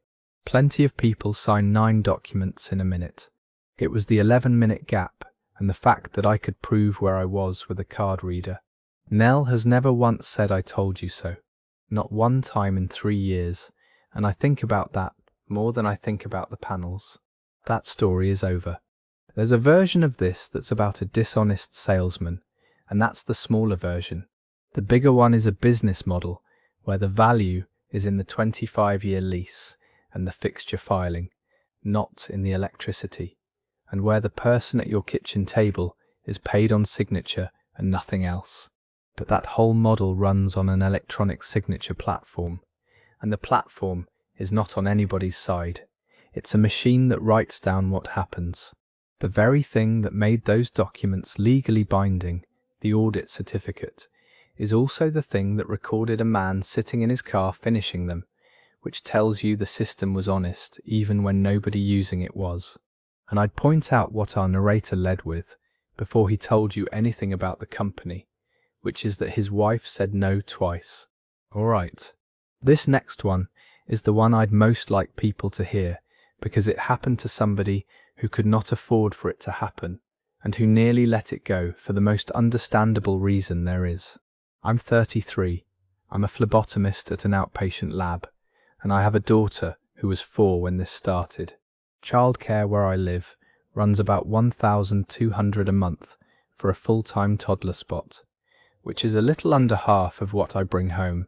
I got a spot at a centre about 7 minutes from the lab after 14 months on a waiting list, and when they called me I cried in a parking lot. The centre closes at 6. After 6 it's $1 a minute per child. I want you to understand what that policy means to somebody in my situation. It means I do not run errands. It means when my shift ends at 5:15, I am in my car at 5:16. It means I have a rule that I do not stop for gas on the way, ever, because a slow pump is $9. I built my entire day around not being late for 2.5 years, and I was late one time, and I remember it, because it was February and there was an accident on the connector, and I got there at 6:03, and I paid $3 and apologized to a 19-year-old girl who told me not to worry about it. The bills come out monthly, and the late fees show up as a line at the bottom. In September, there was a line for $8. I looked at it for a while, and then I decided I must have miscounted a day. I paid it. October was $17. November was $42. December was $55. In January I went in and asked. The director is a woman named Adelaide, who has run that centre for a long time, and who is genuinely wonderful with children, and I want that in the story because it's true, and because it made all of this so much harder. She pulled up a screen and read me dates. December 4th, 9 minutes. December 9th, 14 minutes. December 11th, 7 minutes. I told her I was not there at any of those times, that I am never there at those times, that I am the woman who does not stop for gas. She said, very kindly, that everybody feels that way, and that the sign-out log is the record, and that she can't make exceptions because then she'd have to make them for everyone. That is a completely reasonable thing for a director to say, and it is also, in this case, how $480 ended up on my account by April. In May I got a letter about the balance and about enrollment being contingent on the account being current. Here's where I want to be honest about my actual state of mind, because I think the revenge story version of this makes me sound braver than I was. I did not want to fight. I wanted to pay it. I had a spot at a good centre 7 minutes from my job. My daughter loved a teacher there named Roberta so much that she talked about her at dinner, and the waiting list was 14 months long. $480 was awful, and it was survivable, and losing that spot was not survivable, and I knew exactly which of those two things I was choosing between. I paid $300 of it. What changed was that I mentioned it in the break room at work, and a woman I barely knew, a medical assistant, said, "Wait, don't they have the kiosk?" They do. 2 years earlier, Adelaide had put in an electronic sign-in system, a tablet on a stand in the entryway. Every parent has a 4-digit code. You punch it in when you drop off and when you pick up, and it timestamps. She had made a real event out of it when it went in. There were flyers. She talked about it at the parent meeting. It was for licensing and for security, so there'd be an exact record of who was in the building and when, and she was right, and it was a good thing to do. And here is the thing that turned out to be the whole story. The billing did not come from the kiosk. The billing came from a paper sheet on a clipboard by the door that the closing staff filled in by hand. That's how it had been done for years before the kiosk existed, and nobody had ever changed it, and the two records had been running side by side for 2 years, silently disagreeing. I asked for my kiosk records in writing. There's a licensing regulation in this state that says a parent is entitled to inspect their own child's attendance records on request. I quoted it. I did not threaten anything. I did not mention the fees. I just asked, in a short, polite email, for the electronic attendance record for my daughter for the last 6 months. I got it in 4 days as a spreadsheet. Across those 6 months, 22 late pickups had been billed to my account. The kiosk showed my code entered at 5:41, 5:38, 5:44, 5:33. Over and over, 6 months of it, a woman arriving between 5:30 and 5:50 every single day. There is exactly one entry after 6 o'clock in the entire file. February 14th, 6:02. I printed it and I highlighted it and I sat in the car for a long time before I went in. Adelaide's reaction is the part I still turn over. She did not get defensive. She looked at the spreadsheet and then at me, and then she said, "I need to look at something," and she asked me to come back the next day. The next day she refunded my entire balance and apologized, and she said there had been a system error, and that's where it would have ended, and I was ready for it to end there. I had my money and my spot, and my daughter had Roberta. I went home and I could not sleep, and the reason I could not sleep is that I kept thinking about the number 60. There are about 60 families at that centre. If the paper clipboard was wrong for me, it was wrong for everybody, and most of those families were in exactly my situation, and every single one of them would have made the same calculation I made, which is that $480 is cheaper than losing your spot. That's when I filed a complaint with the state licensing agency. It took 40 minutes, and it was the hardest 40 minutes of that year. The inspection happened about 5 weeks later. What they found was not a system error. The paper log had been used for billing the entire time, and the closing staff, who were 19 and 22 years old and paid almost nothing, had been told to write down when they finished getting a child ready to go, rather than when the parent arrived, which sounds like a distinction until you multiply it by 60 families and $1 a minute. Across the previous year, that centre had billed somewhere between $9,000 and $12,000 in late fees. The agency's finding was that the billing was not supported by the attendance records the centre is required to keep. Refunds went out to 41 families. Some of them were small, $30, $60. 2 were over $600. Adelaide resigned in the fall. I have complicated feelings about that, and I'm not going to resolve them for you here. I do not think she woke up one morning and designed a fee machine. I think a clipboard drifted, and the drift made money, and nobody with the authority to check ever had a reason to. The centre stayed open, which mattered more to those 60 families than anything else in this story. The new director bills off the kiosk. The clipboard is gone. My daughter is in 1st grade now. She still asks about Roberta. That story ends there. The thing I want to sit with is not the money, it's the trap. A parent who depends on a childcare spot cannot afford to be a difficult customer, and everybody in the arrangement knows it, and that is a kind of leverage nobody has to intend for it to work. She paid $300 of a bill she knew was wrong, and she was not being weak. She was doing arithmetic with a 14-month waiting list in it. And the whole thing came apart because 2 years earlier the same director had done the responsible thing and put in a system that keeps an honest, boring, time-stamped record for licensing purposes. The fact that the centre billed off a clipboard for 2 years while a tablet 10 feet away wrote down what actually happened tells you nobody was hiding anything. They had simply never put the 2 records next to each other. And the 40 minutes that mattered were not the ones where she got her own money back. They were the ones after. Okay, last one tonight, and this one has a happy ending and a coffee cake in it. I'm 55, and I've worked in the payroll office of the same manufacturing plant for 23 years. We make hydraulic components. The plant has been sold twice in my time there, which is going to matter. There's a machinist named Harlan. He started on the floor in 1988 at 19 years old, and he ran a boring mill for 31 years, And if you have ever spent time around a plant, you know the type.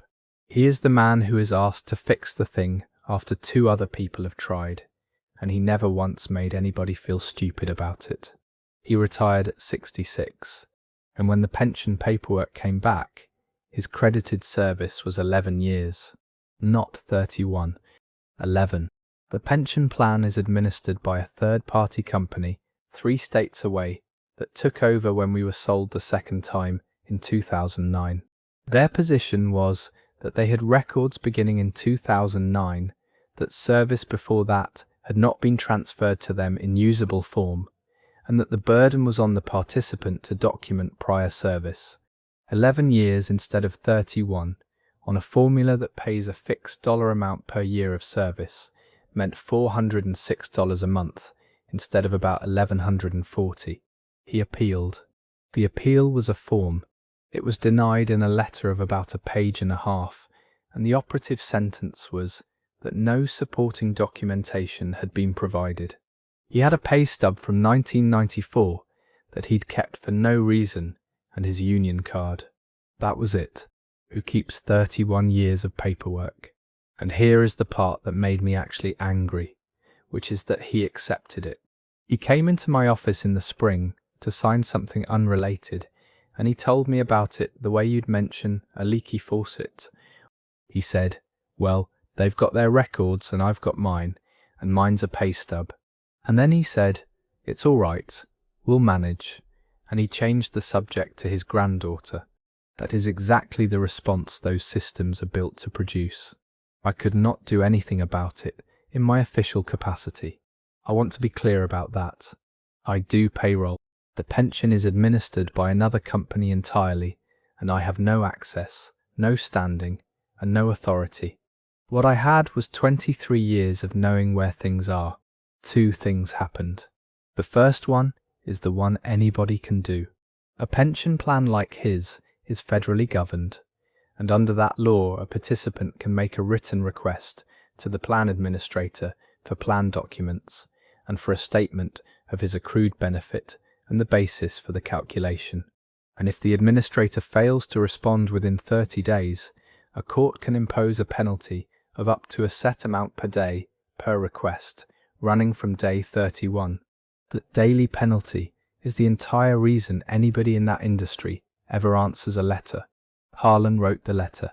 I helped him with the wording, and he wrote it and he sent it certified, and he received a large envelope on day 27 containing, among other things, the plan's own rules for establishing prior service, which say that service may be documented by employer personnel records, union records, or contemporaneous benefit statements. That sentence is what told us what we were hunting for. The second thing is where the good part is.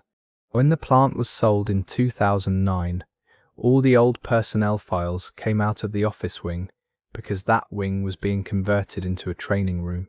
The buyer did not want to pay to have 30 years of files reviewed and shredded, because reviewing them means somebody has to look at every page, and that costs real money. So they got put in banker's boxes and carried up to the storage mezzanine above the tool crib. I know that because I carried some of them.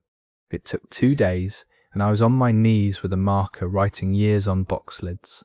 That was 16 years ago, and to my knowledge nobody had been up there since, except to look for a spare motor. On a Saturday in June, 3 of us went up. Me, a woman from Quality named Iris, and a guy who runs the tool crib named Clyde, who had a key, and who did not ask a single question. He just opened it and came up the ladder with us. It was about 104 degrees up there, 61 boxes. Most of them water-stained along the bottom edge, none of them destroyed. We found the range with the right years in about 2 hours, and then it went fast, because personnel files are alphabetical, and they had stayed alphabetical for 16 years, because paper does not reorganize itself. His file was about 1.5 inches thick. His original application, in his own handwriting, dated March of 1988. His hire card, a photocopy of his social security card, which is a thing companies used to do. 2 commendations. a write-up from 1996 for missing a Saturday, signed by a supervisor who has been dead for a decade, and a run of annual benefit statements. Not all 31, but 17 of them, spread across the years, each one printed on the old company's letterhead, each one saying his name and his hire date, and his years of credited service as of that date. The last one before the sale said 21 years. 21 years, plus the 11 the administrator already admitted, is 32, and the actual number is 31, and the 1 year difference is a leave he took in 2003, and the fact that we could explain the discrepancy is what made the whole packet credible. We photocopied everything on the office machine that afternoon, and Iris scanned it all as well, because we were not going to trust one copy of anything. Harlan filed a second appeal with the entire packet and a 2-page cover letter that his son-in-law, who is a paralegal, helped him write. The reversal came in about 9 weeks. No argument, no hearing, no fight. When you put 17 of a company's own benefit statements in front of an administrator, there is nothing for them to say. Credited service, 31 years. Monthly benefit, $1,140, plus a retroactive payment for the 22 months he had been underpaid, which came to a little over $16,000.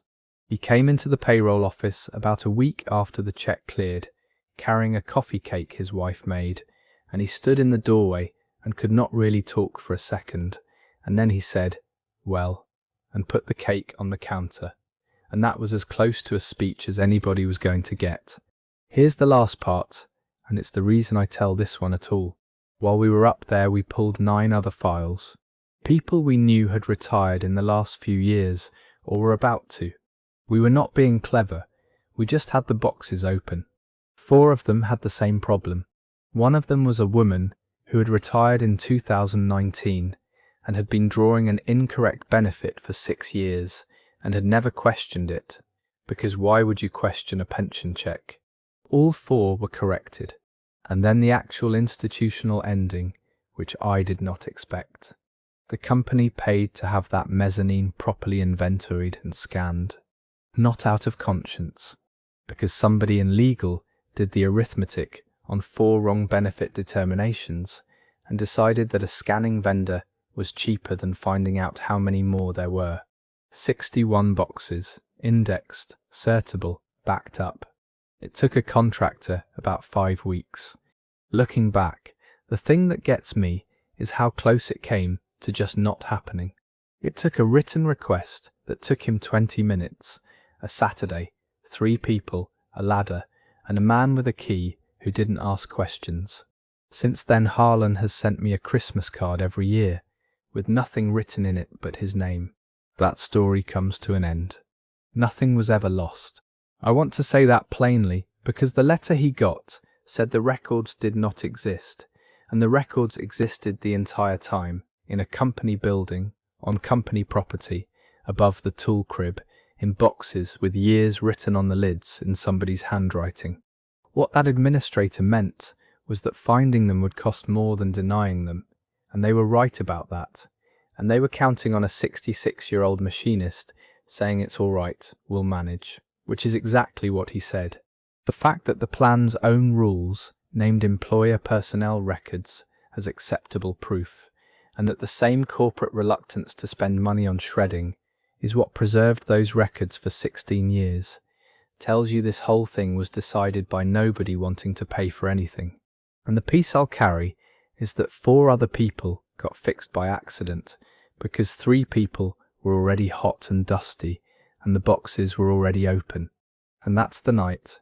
If you're still awake, the 2 I'd point you back at are the driveway with the moving truck in it, where a woman held a federal rule book that the men holding her furniture had stapled to her paperwork themselves in April, and the mezzanine above the tool crib, because that one's the whole idea in one image. 61 boxes of proof, 16 feet up, behind a door nobody had opened, because here's what all 15 of these have in common. Not one of these people did anything clever. They read a booklet on a plane. They kept a carbon copy in a glove box. They clicked on a co-worker's name out of boredom. They asked a records clerk for a stack of paper and paid $9 for it. And every single organization on the other side had built the thing that undid them, on purpose, in the open, because they wanted to look professional, or modern, or accountable, or compliant. Nobody was outsmarted tonight. They were just finally read. If you want the next one to find you instead of the other way around, subscribing is the whole trick, and it takes about a second. Sweet dreams, everyone. Sleep well. The records are usually still there, and I'll see you tomorrow night, back in our world, right where we left off.